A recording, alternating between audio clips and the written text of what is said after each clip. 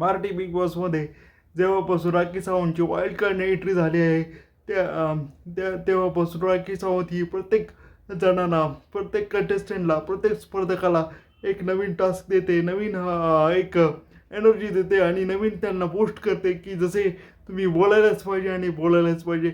भांडणं कशी चालू होतील हेच ते बघते आणि तसं बघायलाच पाहिजे. त्याशिवाय हे कंटेस्टंट आहेत ते उठणार नाहीत जागेवरून आणि आपलं मनोरंजन करणार नाहीत त्यासाठी. आणि दुसरा गोष्ट म्हणजे आता ही घडली की आज तो सागर कारंडे आणि राखी चव्हाणच्या आयात काहीतरी वाद झाला आणि तो बोलतो की मी नाही तुझा गाणं असं तसं काहीतरी बोलतो आणि त्यातच सगळा मोठा वाद चालला आहे. आणि राखी सावंत म्हणते ती त्याला की तुमची कॉमेडी कुठे गेली. तर सागर कारंडे आपले जे आहेत ते चिडतात आणि म्हणतात की माझी कॉमेडी, मी कॉमेडीच नाही करत, मी प्रत्येक रोल करतो आणि प्रत्येक ॲक्टिंग करतो, मी तुला काय दाखवू कॉमेडी असं सागर कारंडे म्हणाला. परंतु मला असं वाटतं की असं न म्हणता सागर कारंडेने ते पॉझिटिव्ह वेने घ्यायला पाहिजे होतं की कॉमेडी आहे तर आपण करू, ऑडियन्सला दाखवू, काही ना काहीतरी मनोरंजन करू. पण सागर कारंडे प्रत्येक गोष्ट आपल्या स्वतःच्या मनावर घेतात आणि त्यातच कांड होतो.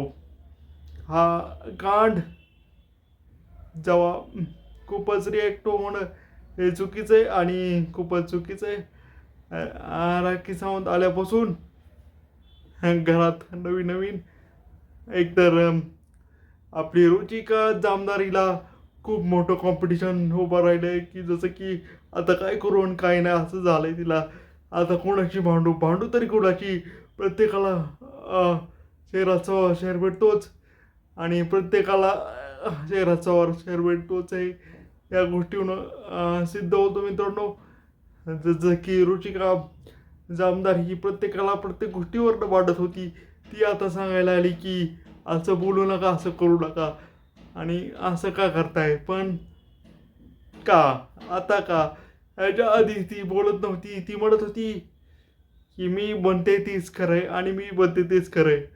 आता काय झालं, प्रत्येकाला शेअराचं शेअर भेटतोच मित्रांनो.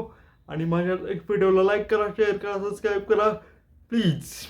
धन्यवाद.